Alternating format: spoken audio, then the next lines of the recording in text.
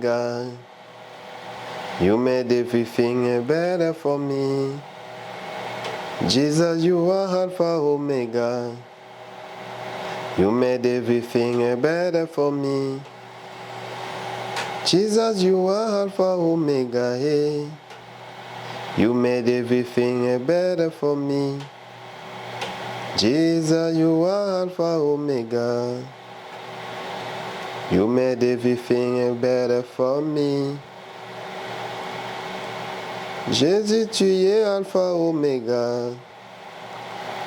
You made everything better for me. Jesus, you are Alpha Omega. You made everything better for me. Alpha Omega. You made everything better for me. Alpha Omega. You made everything better for me. Alpha Omega. You made everything better for me. Jesus, you are Alpha Omega. Hey. You made everything better for me. Jesus, you are Alpha Omega. You made everything better for me. Jesus, you are Alpha Omega. You made everything better for me. Jesus, you are Alpha Omega. You made everything better for me. Jesus, you are Alpha Omega. You made everything better for me. Jesus, you are Alpha Omega. You made everything better for me. Jesus, you are Alpha Omega. Hey. You made everything better for me. Jesus, you are Alpha Omega. You made everything better for me. Jesus, you are Alpha Omega. You made everything better for me. Jesus, you are Alpha Omega. You made everything better for me. Jesus, you are Alpha Omega. You made everything better for me. Jesus, you are Alpha Omega. You made everything better for me. Jesus, you are Alpha Omega. You made everything better for me. Jesus, you are Alpha Omega. You made everything better for me. Alpha Omega. Alpha Omega. Alpha Omega. Alpha Omega. Jésus, t'es Alpha et Omega. Alpha Omega. Les commencements et la fin. Jésus, Alpha et Omega. Les chemins et la vérité. Jésus, t'es Alpha Omega. Les commencements et la fin. Jésus, Alpha et Omega. Bonjour à tous, j'espère que vous allez bien. Ici, votre humble serviteur, le prophète Hans Kandé. Encore une fois de plus, je suis plein de gratitude pour avoir cette session live avec vous. De partout où vous nous suivez, peu importe la plateforme, YouTube, Facebook, Instagram, peu importe. Avant de commencer toute chose, je vous invite à vous abonner massivement et activer la cloche et aimer la vidéo pour que ça soit vu par un très grand nombre. Alors, j'ai pris l'habitude de vous appeler bien-aimés dans le Seigneur. Oui, croyants ou non croyants, vous êtes bien-aimés parce que Jésus-Christ, mon Seigneur, m'a donné la recommandation d'aimer mon prochain comme soi-même. Il ne m'a pas donné la recommandation d'aimer juste les chrétiens comme moi-même, mais c'est d'aimer tous mes prochains comme moi-même. Raison pour laquelle je vous appelle mes bien-aimés. Alors, vraiment, aujourd'hui, je suis plein de gratitude. J'avais tellement hâte de partager avec vous cette pensée que le Seigneur avait mis dans mon cœur, qui a suscité des combats, des batailles, tant dans ma pensée que dans ma vie professionnelle. C'était vraiment sur la louange. Je vais vous... Voilà. Donc, c'est ça, l'impact extraordinaire de la louange dans la dimension prophétique. 50 techniques de combat. Quand, dans ma méditation, le Seigneur m'a donné ces messages, j'en ai fait bien sûr des recherches. Bien sûr, ce n'est pas Dieu qui m'a donné les 50 éléments que je vais vous partager. Il m'a inspiré la pensée et moi, je suis parti chercher au moins 50 versets bibliques qui montrent l'impact de la louange dans la dimension prophétique. J'étais en train de m'imaginer comment sera cette activité-là. Je me disais, est-ce que je devais être seul ou je devais être accompagné? Et j'ai trouvé qu'il serait bon d'être accompagné par un artiste, un musicien, un pianiste, peu importe. Alors j'essaie de réfléchir, de sonder la volonté de Dieu, de voir quel est cet artiste qui pouvait m'accompagner. Alors j'en connais pas mal ici à Montréal, mais le Seigneur, dans mon esprit, en songe, il m'a montré un frère. Nous ne faisons pas partie de la même église, mais nous sommes à plusieurs reprises rencontrés dans des activités où moi j'étais en train de filmer et lui il était en train de jouer le piano. Alors je lui ai partagé la pensée, il a dit oui tout de suite et là j'ai compris qu'il fallait que je me fasse accompagner par un artiste. Alors aujourd'hui j'ai le privilège d'être accompagné par le maestro Danny Sainté. Alors, nous aurons des temps de pause. Alors, comment sera notre programme? Notre programme, l'impact extraordinaire de la louange dans la dimension prophétique.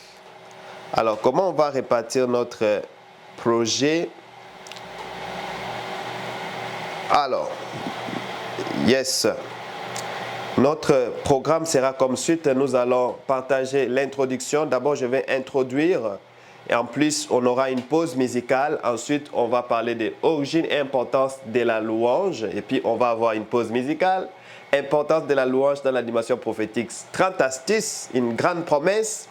Mais cela ne tienne si on ne peut pas clore tous les sujets avec 30 astuces. J'en donnerai quelques-uns et déjà, je vais vous annoncer qu'il y a un livre qui est en train d'être écrit par rapport à ces messages. Alors pour vous tous qui allez suivre ces lives, vous pouvez nous écrire sur hanskandeministry@gmail.com. Certainement, on va vous écrire cet email-là dans les descriptifs. Alors vous serez les premiers à voir le format PDF gratuitement que vous allez lire et pourquoi pas aussi nous faire un feedback. Donc, si je ne partage pas les 30 astuces aujourd'hui, écrivez-moi un email, vous aurez toute la matière, toutes les notes, parce que c'est quand même beaucoup d'informations. Après, on aura encore une pause musicale et ensuite, on va parler de l'impact de la louange dans le combat spirituel et prophétique. On va partager 50 techniques et puis on va passer aussi un temps musical et prière. Alors, ce qui concerne les 50 techniques, encore une grande promesse, ça se peut qu'on ne puisse pas parler de toutes les 50 techniques, allais-je dire, mais vous pouvez toujours m'écrire sur hanskandeministry@gmail.com et on va vous envoyer un document PDF en ce sens. Bien. Alors, en entrée du jeu, la louange est une arme spirituelle. Alors, d'abord pour commencer, certainement vous voudrez que je puisse définir c'est quoi la louange.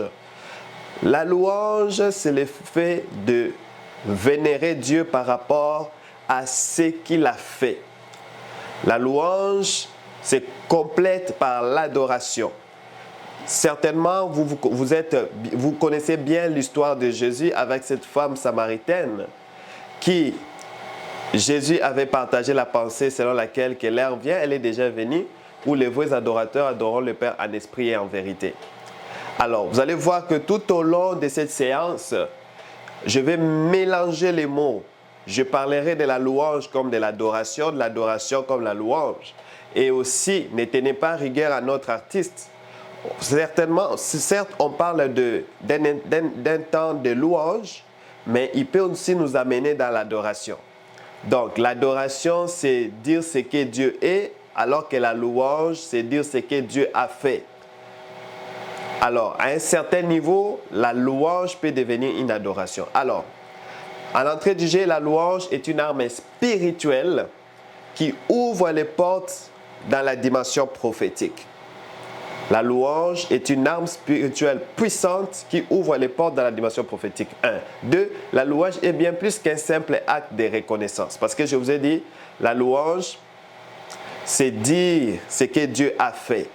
Voyez, si je vous dis vos bienfaits, c'est-à-dire que j'exprime une certaine reconnaissance. Mais la louange est plus qu'un acte de reconnaissance. C'est une arme puissante dans la dimension prophétique et dans les combats spirituels.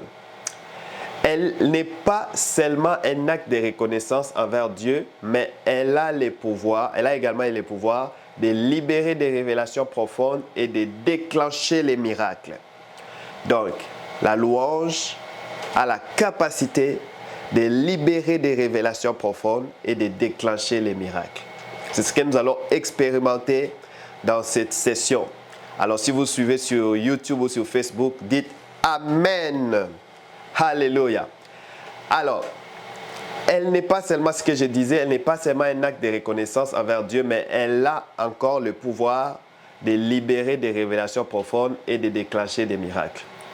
La Bible montre à de nombreuses reprises comment la louange a ouvert la voie à des miracles, des victoires et des interventions. Alors, lisons ces passages.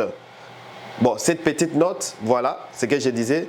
Nous allons explorer ensemble l'impact extraordinaire de la louange dans la dimension prophétique et découvrir 50 techniques de combat spirituel soutenues par les versets bibliques. C'est-à-dire que nous allons apprendre ensemble au moins 50 versets bibliques sur l'impact de la louange dans les domaines prophétiques et dans les combats spirituels.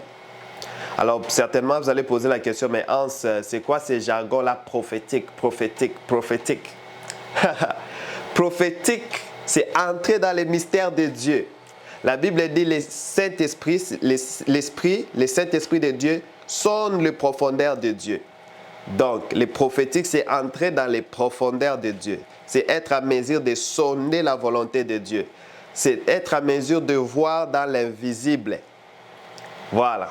Donc, c'était une simple définition, si ça peut vous aider, quand on va parler dans la dimension prophétique, c'est-à-dire dans la dimension mystérieuse, dans la dimension invisible, dans la dimension du combat spirituel, dans la dimension de Elohim, dans la dimension spirituelle.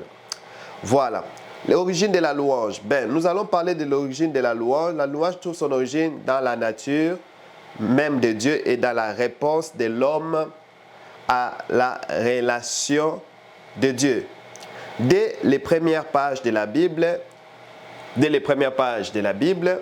nous voyons que la création tout entière est destinée à glorifier Dieu. Nous avons été créés à l'image de Dieu pour l'adorer. Juste pour vous mettre un peu dans la scène, Dieu avait commencé par créer les êtres supérieurs ou les êtres célestes. Et parmi les êtres célestes, il avait créé un être qu'on appelle, je pense que Lucifer, c'est ça le vrai nom, Lucifer, l'ange des lumières. Et Dieu l'avait doté des instruments de musique. Imaginez un être qu'on a créé avec les instruments de musique. Alors, il servait pour la louange du Seigneur. Alors, ces derniers, comme il était élevé en dignité, parce qu'il servait à la louange, c'est-à-dire qu'il était à l'avant-garde du royaume céleste. Entre guillemets, Dieu s'est nourri de la louange. C'est la raison pour laquelle ces derniers étaient les privilégiés. Il va s'enorgueillir. Alors, il va vouloir qu'un groupe d'anges aussi l'adore comme lui, il avait l'habitude de le faire devant le Créateur. C'est comme ça qu'on va l'expulser, j'allais dire catapulser du ciel vers la terre. Alors que sur la terre, le Seigneur avait un autre plan. Dieu, vous allez voir que je vais commencer à dire Seigneur, Dieu. Donc comprenez, il y a 3 personnes en Dieu, même Dieu. Alors, Dieu avait prévu un plan pour remplacer ces derniers, les rebelles. Il avait prévu le plan de créer l'homme à son image pour qu'il lui rende des louanges et l'adoration. Raison pour laquelle nous avons dit que la louange trouve son origine dans la nature même de Dieu et dans la réponse de l'homme à la révélation de Dieu. Voilà. Dès les premières pages de la Bible, nous voyons que la création tout entière est destinée à glorifier Dieu. Les cieux et la terre témoignent de la grandeur de Dieu et invitent à la louange. Si on regarde juste comment les cieux est fait, ben ça suscite l'admiration, ça suscite la contemplation. Mais on contemple ces choses par rapport à... On est émerveillé par rapport au Dieu créateur. Voyez? Alors, vous allez voir un passage de la Bible, Psaume 100, verset 1 à 2, qui dit « Là, poussez vers l'Éternel des cris de joie, vous tous, habitants de la terre. » C'est une invitation à tous. Poussez vers l'Éternel des cris de joie, vous tous, habitants de la terre. Servez l'Éternel avec joie, venez avec allégresse en sa présence. Alléluia. Alors, l'origine de la louange, on va en parler dans 2 volets, dans l'Ancien Testament et dans le Nouveau Testament, parce que certainement vous poserez la question, prophète, Hans, est-ce que la louange est de l'Ancien Testament ou du Nouveau Testament? Est-ce que nous devons louer comme les gens de l'Ancien Testament ou louer comme les gens du Nouveau Testament? Alors, allons-y voir. Premièrement, dans l'Ancien Testament, comme je vous ai fait un peu une anecdote, une histoire, c'est que la création et la louange. On parlera de la création et la louange. Déjà, lors de la création, on parlait déjà des mystères-là de louange. Parce que je crois que nous sommes la réponse à la rébellion qui a eu lieu au ciel. Donc l'être humain, toi et moi, nous sommes la réponse ou nous sommes la solution au problème qui avait été créé au ciel. Au ciel, il y avait un ange qu'on avait créé spécialement pour la louange. Parce que la louange est la nourriture parfaite de Dieu. La nourriture de Dieu. Alors il avait créé un ange juste pour ça, imaginez. Alors ce dernier cas, il s'est détourné de la volonté de Dieu. Et voilà, devant un problème, notre Dieu est un Dieu de solutions. Il a créé l'homme à son image pour qu'il puisse l'adorer et les louer. Les cieux racontent la gloire de Dieu et l'étendue manifeste l'œuvre de ses mains. Psaume